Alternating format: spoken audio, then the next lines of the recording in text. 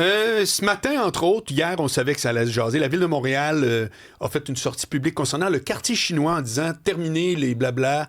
Maintenant, ce qu'on veut, c'est littéralement des actions, etc. Voici notre programme, blablabla.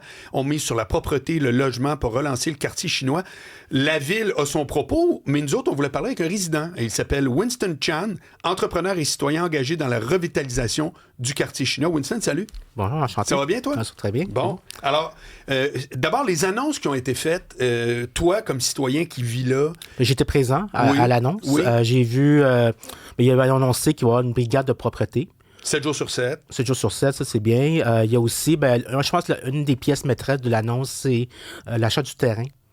Donc, il y a René Lévesque Saint-Laurent. René Lévesque Saint-Laurent, c'est un grand terrain qui était vacant depuis très longtemps. Ou la porte, hein, qui fait comme une espèce de porte. Oui, exactement. Puis avec l'arche du quartier chinois. Moi, j'habite à côté de chez toi. Là. Je suis dans le quartier des spectacles. Okay. On est deux quartiers limitrophes. On est voisins. Là, exact. Alors, puis c'est un terrain qui est très prisé. Il faut comprendre aussi que le quartier chinois, au cours des 40 dernières années, ça s'est beaucoup réduit.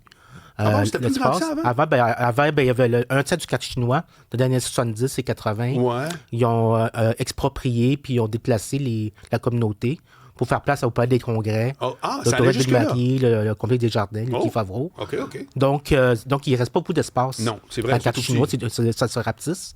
Donc, ce terrain-là, il est très important. Qu'est-ce que tu considères être, parce qu'officiellement, il doit y avoir une délimitation, mais toi, c'est quoi le quadrilatère? Au fond, c'est quoi les 4 portiques, les 4 arches du quartier chinois. Ouais, OK. Donc, ça va de Dublion jusqu'à, je pense, c'est Bleury, là. Oui. Et puis ça part de Vigée jusqu'à René Lévesque, là. OK, bon. Donc, puis mais ce terrain-là, moi, je suis sous le conseil d'administration de Asie en Fête, d'un OBNL, où on organise des festivals gastronomiques asiatiques. Donc, on a le marché de nuit asiatique depuis plusieurs années. On fait notre marché de nuit asiatique sur ce terrain-là. Mm-hmm. Donc, c'est une place aussi avec les différents résidents, les commerçants. Il va y avoir des consultations pour voir qu'est-ce qu'on va faire avec cet espace-là. Alors, c'est quoi la vie au quartier chinois? La vraie vie là, de toi que tu vis. Là. Toi, tu t'en vas pas là en tourisme, tu retournes chez vous à Brossard. Moi, je suis pas résident du quartier chinois. J'œuvre dans le quartier chinois, dans le sens qu'on travaille très fort pour aider les commerçants. Voilà. Pour vraiment, aussi, on organise des activités. C'est quoi le quotidien? Le quotidien, présentement... Sans mettre de fleurs, là, la vraie vie. Là. La vraie vie, c'est que présentement, la réalité, depuis la pandémie, il y a une augmentation de personnes itinérantes. Mm-hmm. Il y a aussi une question de sentiment de sécurité. Il y a aussi, il y a beaucoup de personnes qui ont des problèmes de dépendance, de drogue. Sur la rue, on le voit, les gens. Il y a beaucoup d'incivilité. On sait qu'il y a eu un CPE qui a déménagé du quartier chinois. Je me souviens, ça fait à peu près 3 mois de ça. Donc, c'est ça la réalité présentement. Oui. C'est un quartier, commercial, mais aussi résidentiel. Bon, quand même qu'il y a une escouade qui va ramasser les déchets plus souvent. Si tu as encore les itinérants à droite, à gauche, qu'est-ce que ça va changer, Winston? Le problème de l'itinérance, c'est un problème partout à Montréal, là, au centre-ville. Là.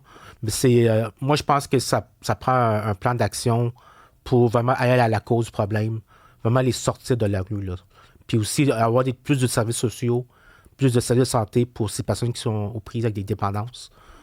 C'est vraiment triste. Là, et est-ce que les résidents et les groupes comme toi, tu fais partie, vous êtes vraiment écoutés? Tu sais, quand la ville sort comme hier, nous autres, ce qu'on entend, c'est on a fait des consultations. Est-ce que c'est vrai? Je ne dis pas que la ville ment, pas du tout, mais est-ce que vous êtes, dans un premier temps, consulté, puis deuxièmement, est-ce que vous êtes écouté ou bien tu as l'impression que c'est un geste un petit peu de style protocolaire? Oui, on a fait un meeting, ils sont venus, puis après ça, on s'en cogne. Ça marche comment dans la il faut dire qu'il n'y a pas eu longtemps des élections municipales en novembre dernier. Il y a eu les différents candidats qui faisaient beaucoup de terrain. Là. Oui. Par contre, il faut comprendre aussi, faut remonter dans les différentes administrations, même à partir de Gérald Tremblay, là, du maire de Tremblay. Oui. Il y a eu beaucoup de bonnes intentions, mais c'est toujours... c'est un dossier très complexe. C'est très... il faut comprendre que la communauté asiatique là, et chinoise, c'est très, très hétéroclite. Il y a différents groupes, différents gens de différentes nationalités. C'est pas une même gang. Non, c'est pas homogène. Là. Donc, il y a des gens aussi avec des différents intérêts aussi. Il y en a qui sont plus social, plus communautaire, d'autres c'est plus affaires. Oui. Donc, il y a plusieurs... c'est vraiment complexe. Puis, moi, je sens que... je sais que le conseiller municipal, Claude Pinard, il est vraiment beaucoup sur le terrain. C'est lui hier là, qui a fait l'annonce. C'est celui qui a fait l'annonce. Ouais. Il est beaucoup sur le terrain. Il est à l'écoute des gens. À même faire l'annonce, il est déjà à l'écoute des gens. Mais maintenant, on va voir, c'est vraiment le diable est dans les détails. On va voir comment ça va se dérouler dans les prochains mois. Bon, ben mettons, je demande à toi, Winston Chang, qu'est-ce que tu penses qui doit être fait dans le concret dans les prochains mois pour le quartier chinois, qui sorte un peu de sa torpeur et que ça redevienne une place où ça tente à tout le monde, incluant les résidents, de ne serait-ce que d'aller au resto puis de prendre une marche? Qu'est-ce que ça prend? Toi, tu ferais quoi? Ben, moi, je pense que ce qui est important, c'est que la question d'itinéraire, ça, c'est une urgence. Là, pour moi, là, ça, c'est faux. Fait que ça peut plus rester là, à l'air libre comme ça. Non, c'est exactement ça. L'autre, c'est vraiment revitaliser la rue Clark. Ah? La rue Clark, entre René Lévesque et Vigie. OK. C'est une rue qui a beaucoup d'espace vacant. Quand tu croises de la Gauchetière, là. Oui, exactement. Ouais, il y a plein de restos là, à ce moment-là. Il y a des restos, mais il y avait des restos, mais il y a beaucoup d'espace vacant là. Ah, OK. Donc, qu'est-ce qu'il faut faire? C'est contacter les propriétaires de ces espaces vacants-là. OK. Pourquoi? Qu'est-ce qui se passe? Puis, il faut embellir aussi cette rue-là. Est-ce que M. Pinard, il a fait partie il a parlé de ça? Oui, c'est prévu aussi. OK. C'est ça. L'autre chose, c'est le logement abordable. Oui. Donc, c'est, même au quartier chinois, comme partout au centre-ville, partout, il y a un problème de logement abordable aussi. Est-ce que la parcelle de terrain, coin, ou la porte chinoise, là, donc où René Lévesque et Saint-Laurent, est-ce qu'il a été question que ça pourrait être une partie de l'utilisation du terrain? Il faut qu'il y ait une consultation avec toutes les parties prenantes. OK. Par contre, oui, c'est... Parce que ce terrain-là est à la ville maintenant. Là. C'est à la ville, mais ils doivent consulter. Puis ils veulent... sur la table, il y a des gens qui veulent avoir des espaces verts, d'autres veulent avoir un centre communautaire, d'autres veulent avoir des logements abordables. Donc, il faut vraiment voir qu'est-ce que le quartier veut. Toi, tu dis quoi? Qu'est-ce que tu ferais de ce... Moi, je pense qu'il faut écouter vraiment les résidents autour, qu'est-ce qu'ils veulent. Faire un sondage, les consulter, voir qu'est-ce qu'ils veulent, cet espace-là. Mais je veux dire, de toi à moi, là, au moment où on se parle, aujourd'hui, au centre-ville de Montréal, puis le centre-ville, partons d'Atwater jusqu'à chez vous, là, jusqu'au quartier chinois.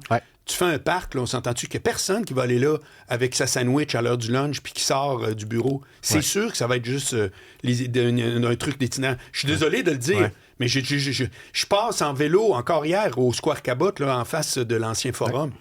Ça n'existe pas, là, 3 personnes qui font un pique-nique, là. Non, c'est vrai. Je suis désolé de le dire. Oui, c'est vrai. Je suis d'accord. C'est ça, mais l'autre, il manque d'espace aussi communautaire. Il manque beaucoup de logements. Ça peut être un logement abordable qui peut avoir lieu. Donc, ça peut être ça aussi. Ta proposition, ce serait ça?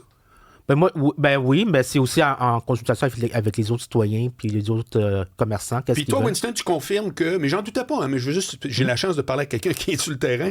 Tu confirmes que quand la ville fait des consultations, ils écoutent, puis après ça, tu sens que, ils sont pas obligés de dire oui à tout le monde, bien entendu, ça se peut pas.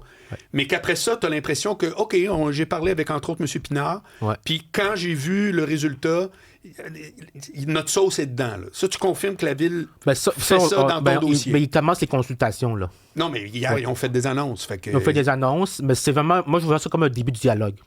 C'est le début? Un début de dialogue. Okay. Moi, je vois ça. Puis c'est vraiment comment unir tout le monde vers le même objectif.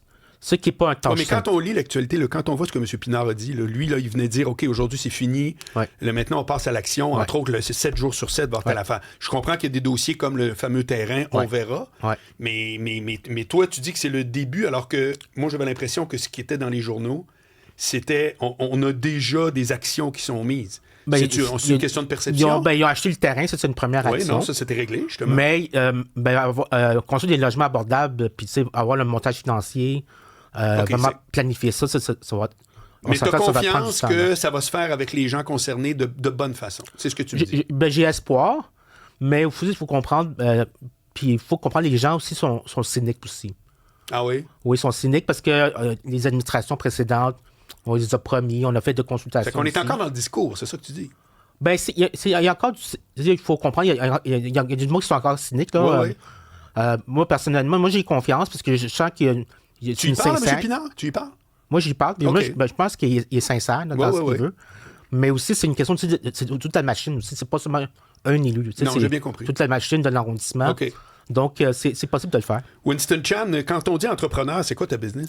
Ben, moi, j'ai une clinique de santé chiropratique dans le site. Au quartier? Ah ouais, OK, pas de quartier chinois. Pas dans le quartier chinois, non. OK, bon, mais sauf que tu es impliqué pour toute la business dans le coin, whatever. Exactement. Pour Merci, mon vieux, puis bonne chance pour la suite. Oui, ben merci beaucoup. Salut.